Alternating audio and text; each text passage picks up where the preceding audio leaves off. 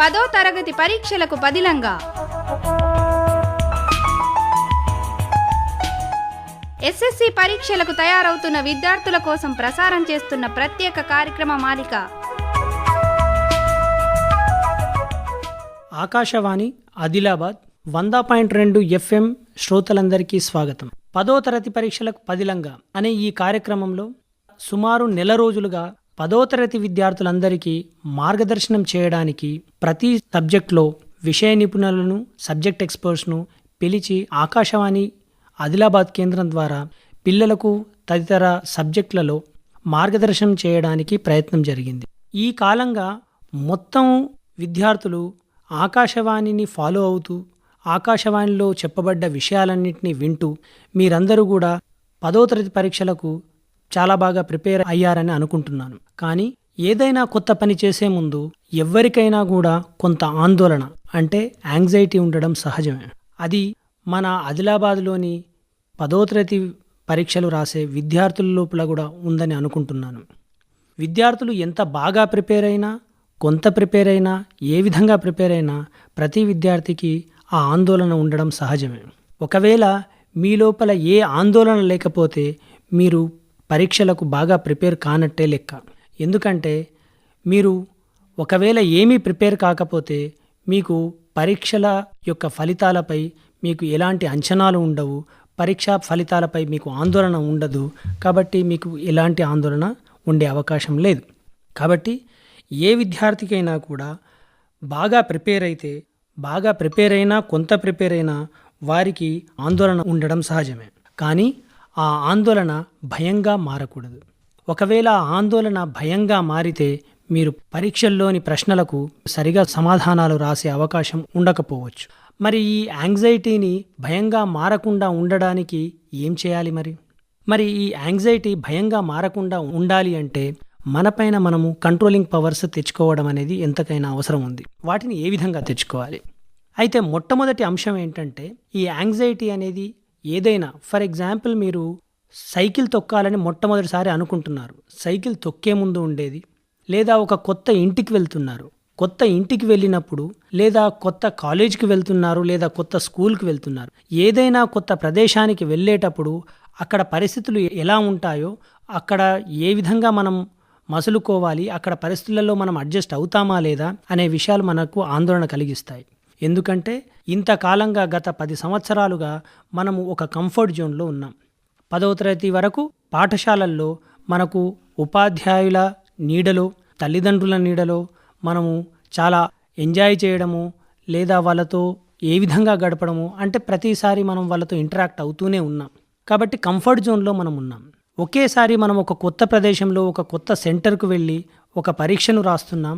ఆ పరీక్షను రాసే సమయంలో మనకు ఎలాంటి పరిస్థితులు ఉంటాయో, ఏ స్క్వాడ్ ఎలా ఉంటాడో, లేదా బయట నుంచి ఆఫీసర్స్ ఎలా వస్తారో అనే కొన్ని ఆందోళనలు, కొన్ని భయాలు ఉంటాయి. అలాంటి భయాందోళనలు మనం పడాల్సిన అవసరం లేదు. ఎందుకంటే ఈ ఆందోళన అనేది ఎప్పుడు అవుతుంది అంటే, మన లోపల ఎప్పుడు జనరేట్ అవుతుంది అంటే, మనము దానికి తగ్గ ఫలితాల గురించి ఆలోచించినప్పుడు. అంటే నేను ఒకవేళ ఈ పరీక్షను రాస్తున్నాను, ఈ పరీక్షల్లో ఒకవేళ నాకు తక్కువ మార్కులు వస్తే, ఈ తక్కువ మార్కులు రావడం వల్ల మా నాన్న ఏమంటాడో, మా అమ్మ ఏమంటుందో, లేదా మా మామయ్య ఏమంటాడో, లేదా సమాజంలో చాలామంది నా పైన నన్ను చాలా క్లెవర్ అని అనుకుంటున్నారు, ఒకవేళ నాకు మార్కులు తక్కువ వస్తే వాళ్ళందరూ నన్ను ఎంత తక్కువగా చూస్తారో అనే ఒక ఆందోళన ఉంటుంది. అందుకోసమే నేను ఇక్కడ భగవద్గీతలోని కర్మ సిద్ధాంతంలోని ఒక విషయాన్ని మీ అందరికీ చెప్పాలని అనుకుంటున్నాను. భగవద్గీతలోని కర్మ సిద్ధాంతం ఏం చెప్తుంది అంటే, మీరు పని మాత్రమే చేయడం మీ వంతు, ఫలితాన్ని నాపై వదిలేయండి. ఫలితాన్ని మీరు ఎంత నిబద్ధతతో, ఎంత ఏకాగ్రతతో చేస్తారనేది అది మీ ఇష్టం, అది మీ చేతిలో పని. కానీ ఫలితం మాత్రం నా చేతిలో ఉంది అని చెప్తారు. అందుకోసమే మీరు ఫలితాన్ని గురించి ఆందోళన పడకపోతే, ఫలితం అనే దానిపైనే మీకు ఆందోళన ఒకవేళ లేకపోతే మీరు యాంగ్జైటీని జయించవచ్చు. అంటే ఫలితాన్ని గురించి ఆందోళన పడద్దు అంటే మీరు ఒక లక్ష్యం లేకుండా పని చేయాలని అర్థం కాదు. లక్ష్యం లేకుండా మనం ఏ పనిని కూడా చేయలేం. లక్ష్యం ఉండాలి, కానీ ఆ లక్ష్యాన్నే మనం ఫలితంగా మార్చుకోకూడదు.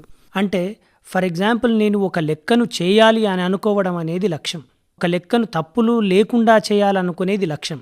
కానీ దానికి నాకు 5కు 5 మార్కులు రావాలని అనుకోవడం అనేది దాని ఫలితం. మీ లక్ష్యం వరకు నేను ఎలాంటి తప్పులు లేకుండా ఒక లెక్కను చేయాలి, ఒక సమాధానాన్ని రాయాలి అని అనుకోవడం అనేది మీ లక్ష్యం. ఆ లక్ష్యం వరకు మీరు ఉండండి. దానికి మార్కులు ఎన్ని వస్తాయి, ఎన్ని వేయాలి అనేది అది మీ చేతుల్లో లేని పని కదా. అది పేపర్ దిద్దే వారి చేతుల్లో ఉంది. ఒకవేళ ఆ పేపర్ దిద్దే వాళ్ళు మీ ఆన్సర్ ఒకవేళ నచ్చితే వాళ్ళు మార్కులేస్తారు, బాగా ఉంటే వాళ్ళు మార్కులేస్తారు. వాళ్ళకు ఒకవేళ అక్కడ ఏమైనా తప్పులు తోచినట్లయితే వాళ్ళు మార్కులేయరు. అది మీ చేతుల్లో లేని పని. కాబట్టి ఇక్కడ మీ చేతుల్లో ఉన్న పని ఏంటి? మీరు ఎంత ఏకాగ్రతతో ఎంత బాగా పనిచేస్తున్నారనేది ఇంపార్టెంట్. కాబట్టి ఆ విధంగా మీరు లక్ష్యము మరియు ఫలితాల మధ్య ఆ తేడాను తెలుసుకొని యాంగ్జైటీని జయిస్తారని ఆశిస్తున్నాం. ఇక తర్వాత విషయం, ఇన్ని రోజులుగా మీరు ప్రతి సబ్జెక్ట్లో చాలా బాగా ప్రిపేర్ అవుతూ వచ్చారు. ఇక రివిజన్ యొక్క టైం, రివిజన్ యొక్క సమయం, రివిజన్స్ అనేవి మనం ఏ విధంగా చేయాలి? మనం సంవత్సర కాలం పాటు ఈ పాఠ్యపుస్తకాలను చాలా రకాలుగా మనం నేర్చుకుంటూనే వచ్చాం. దాంట్లోని పాఠ్యపుస్తకంలోని ప్రతి పాఠంలోని చాలా ముఖ్యమైన అంశాలు చాలా ఉంటాయి. అయితే మీరిప్పుడు ఈ రివిజన్ చేసుకునే సమయంలో ప్రతి పాఠంలోని ముఖ్యాంశాలను ఒక లిస్టుగా ఒక పేపర్పై రాయాల్సి ఉంటుంది. ఆ విధంగా ఒక లిస్టుగా ఒక పేపర్పై రాసినప్పుడు ఏ భావన లోపల ఏమేమి ఉన్నాయి అనేది మనకు అర్థమవుతూ ఉంటుంది. ఉదాహరణకి తెలుగు పాఠం తీసుకోండి. తెలుగు మొదటి పాఠంలో ఏమేం అంశాలు ఉన్నాయి అనే విషయాలను మనం అక్కడ రాసుకుంటాం. లేదా ఇంగ్లీష్ లోపల మొదటి పాఠం లోపల ఎలాంటి డిస్కోర్సులు ఉన్నాయి, ఎలాంటి వొకాబులరీ ఉన్నాయి అనే విషయాలను రాసుకోండి. ఇక గణితం విషయానికి వచ్చినట్లయితే గణితంలో మొట్టమొదటి పాఠంలో వాస్తవ సంఖ్యల పాఠంలో ఎలాంటి విషయాలు ఉన్నాయని లిస్ట్ రాసుకోండి. ఆ విధంగా మీరు ఎప్పుడైతే లిస్ట్ రాసుకుంటారో ఆ లిస్టును చూసుకోగానే ఆ పాఠంలో ఏముందో మనకు తెలిసిపోతుంది. ఆ పాఠంలో ఏముందో మనకు తెలిసిపోతే ప్రతి పాఠం యొక్క ఓవర్ వ్యూ అనేది మనకు అర్థమైపోతుంది. ఆ ఓవర్ వ్యూ అనేది అర్థమైనప్పుడు దాని లోపల మొత్తం సమప్పుగా ఏ విధంగా ఉంది, ఆ పాఠం యొక్క ఉద్దేశం ఏంటి అనేది మనకు అర్థమైపోతూ ఉంటుంది. ఈ విధంగా రివిజన్ చేసుకుంటున్న సమయంలో మీరు పేపర్ తీసుకొని, పుస్తకాన్ని తీసుకొని ఆ పాఠంలో ఏమేమి అంశాలు ఉన్నాయనేది మనం రాసుకుంటూ వెళ్తే ఆ పాఠం గురించి ఒక అవగాహన ఏర్పడుతుంది. ఆ విధంగా మనం ఏ పాఠంలో ఎక్కడ వెనకబడి ఉన్నామనే విషయం తెలుస్తుంది. అయితే దాని లోపల నేను ఏ పాఠం లోపల ఏ కాన్సెప్ట్లోని ప్రాబ్లమ్స్ నేను చేయలేకపోతున్నా, లేదా ఏ కాన్సెప్ట్ పైన నేను ఆన్సర్స్ రాయలేకపోతున్నా అనే విషయాలను మనము చూసుకోవాల్సిన అవసరం ఉంది. అలాంటప్పుడు ఈ మొత్తానికి మీకు 1-2 విషయాలు తప్పితే వేరే ఏ విషయాలు వెళ్ళవు. కొందరు విద్యార్థులకైతే మొత్తం కూడా వచ్చినట్టే అనిపిస్తుంది. కాబట్టి మీరందరూ కూడా ఈ రివిజన్ చేసుకునే సమయంలో ప్రతి విషయాన్ని కూలంకషంగా ఒక పేపర్పై రాసుకొని ఆ ప్రతి పేపర్ పైన రాసుకున్న ప్రతి విషయాల్లో ఏమేముందో ఒకసారి మననం చేసుకుంటే దాన్నే మనం రివిజన్ అంటాం. ఇక క్వశ్చన్ పేపర్లో ఆన్సర్స్ రాసే విధానం. ఈ క్వశ్చన్ పేపర్లోని ప్రశ్నలకు ఆన్సర్స్ రాసే విధానం ఏదైతే ఉందో మీకు ఇవ్వబడిన జవాబు పత్రంలో సెక్షన్ 1 అయితే సెక్షన్ 1, సెక్షన్ 2 అయితే సెక్షన్ 2, సెక్షన్ 3 అయితే సెక్షన్ 3 అని క్లియర్గా రాయాల్సిన అవసరం ఉంటుంది. దాంట్లో ప్రశ్న సంఖ్యను వేయకుండా మీరు ప్రశ్నలకు జవాబులు రాయకూడదు. ముఖ్యంగా గణితం యొక్క జవాబు రాస్తున్న సమయం లోపల ఈ మొత్తం పేపర్ను 3 భాగాలుగా విడదీయండి. ఒకటి లెఫ్ట్ మార్జిన్ ఉంటుంది, ఇంకొకటి రైట్ సైడ్ ఒక మార్జిన్ కొట్టి దాన్ని చిత్తు పనికి వాడుకుంటే చాలా మంచిది. ఏదైనా ప్రశ్నకు జవాబును రాసే ముందు 1-2 సార్లు ఆలోచించి రాయండి. ఎందుకంటే కొట్టివేతలు చేసుకుంటూ రాసినా కొద్దీ పేపర్ ఎవాల్యుయేటర్ ఎవరైతే ఉంటారో ఆయన ఓపిక నశించే అవకాశం ఉంది. కాబట్టి మీరు కొట్టివేతలు చాలా తక్కువ చేసుకుంటూ మంచిగా ఆలోచించుకుంటూ ఆన్సర్స్ రాస్తే బాగుంటుంది. పోయిన సంవత్సరానికి ఈ సంవత్సరానికి ఒక చిన్న తేడా ప్రభుత్వం ప్రవేశపెట్టింది, మీరందరికీ ఇప్పటికే తెలిసిందనుకుంటాను. మీకు మల్టిపుల్ చాయిస్ క్వశ్చన్స్ కోసము ఒక పార్ట్ బి వేరే పేపర్ ఇవ్వబడుతుంది. దానిని మీరు చింపి దానిని మెయిన్ ప్రశ్నాపత్రంతో వేరు చేసి మీరు ఆన్సర్ షీట్కు కట్టాల్సిన అవసరం ఉంటుంది. దీన్ని మర్చిపోకుండా అందరు విద్యార్థులు చేస్తారని ఆశిస్తున్నాం. ఇక చిట్ట చివరికి మీ ఆరోగ్యం. ఒకవేళ ఆరోగ్యమే బాగుండకపోతే, ఇక్కడ నేను మొదట్లో ప్రస్తావించిన అంశం యాంగ్జైటీకి ఆరోగ్యానికి మధ్య ఒక అవినాభావ సంబంధం ఉంటుంది. మీరు తీసుకునే ఆహారం ఏదైతే ఉందో దానిపైన యాంగ్జైటీ ఆధారపడి ఉంటుంది. మీ యాంగ్జైటీ పైన కూడా మీ ఆరోగ్యం కూడా ఆధారపడి ఉంటుంది. ఈ 3 విషయాలను మీరు ఎప్పుడైతే కోఆర్డినేట్ చేస్తారో మీ లోపల భయాందోళనలు తగ్గి మీరు ప్రశాంతంగా మీరు పరీక్షలు రాసే అవకాశం ఉంటుంది. మీరు ఈ 2 రోజుల్లో మాంసాహారం కానీ మటన్ చికెన్ లాంటివి కాకుండా వాటికి కొంచెం దూరం ఉంటూ మసాలా విషయాలకు జోలికి పోకుండా సాంత్వనంతో కూడిన ఆహారాన్ని తీసుకుంటే చాలా మంచిది. మీరు ఎంత సాంత్వనమైన ఆహారం, ఎంత లైట్ ఫుడ్ మీరు తీసుకుంటే మీ మైండ్ అంత ప్రశాంతంగా ఉంటుంది. అయితే మీరు ఈ ఫుడ్ని ఎంత సాంత్వనంగా తీసుకుంటే మీరు ఎంత ప్రశాంతంగా ఉంటే అంత బాగా ఉంటుంది. అయితే దాని ప్రభావం మీ ఆరోగ్యం పైన ఉంటుంది. మీ ఆరోగ్యం లోపల యాంగ్జైటీ పాలు తగ్గి మీ ఆరోగ్యం కూడా పర్ఫెక్ట్గా ఉండే అవకాశం ఉంటుంది. అయితే మీరు కొంత యోగా చేయడము, మెడిటేషన్ చేయడము మరియు రిలాక్సేషన్ కొన్ని టెక్నిక్స్ ఉంటాయి. రిలాక్సేషన్ టెక్నిక్స్ వాడడం ఇలాంటివి వాడితే మీ లోపల యాంగ్జైటీ పాలు తగ్గే అవకాశం ఉంటుంది.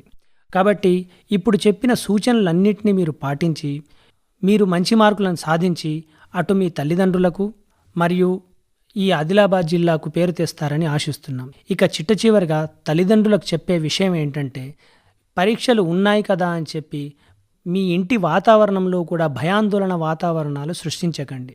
చిట్టచివరికి ఏమవుతుంది ఈ ఫలితాల్లో? చిట్టచివరికి అయితే ఫెయిల్ అవుతారు. ఫెయిల్ అయితే పోయేదేముంది? ఇది పోతే మళ్ళీ తర్వాత పరీక్షలే లేవా? జీవితమే పోతుందా? ఫెయిల్ అయిన వాళ్ళు ఎవరు జీవించట్లేదా? పిల్లలకు ఒక భరోసానివ్వండి. కాబట్టి అన్ని రకాల ఒత్తిడులను తగ్గించేసి ఇంటి లోపల ఒక ఆహ్లాదకరమైన వాతావరణాన్ని క్రియేట్ చేసి పిల్లలు భయాందోళనకు గురి కాకుండా వాళ్ళ లోపల యాంగ్జైటీ పాలను తగ్గించడానికి మీరు కృషి చేసి పిల్లలు ప్రశాంతంగా పరీక్షలు రాసుకోవడానికి అనువైన వాతావరణాన్ని సృష్టించండి.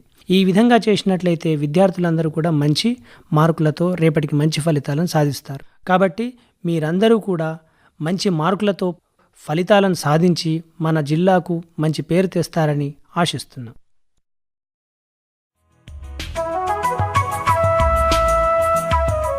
పదో తరగతి పరీక్షలకు బదిలంగా ఎస్ఎస్సి పరీక్షలకు తయారవుతున్న విద్యార్థుల కోసం ప్రసారం చేస్తున్న ప్రత్యేక కార్యక్రమ మాలిక